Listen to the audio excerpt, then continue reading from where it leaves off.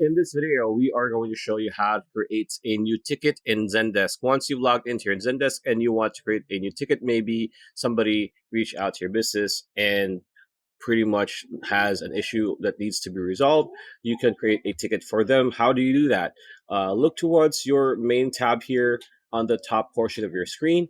So if you see this plus or add option here, click on this.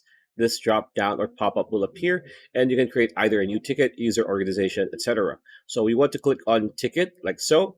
And as you can see, it says new ticket. Requester is going to be whoever requested the ticket. So add a user here. Assignee is going to be support, of course.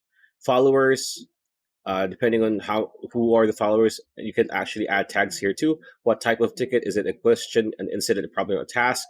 What type priority it has? Is it low or is it high or urgent?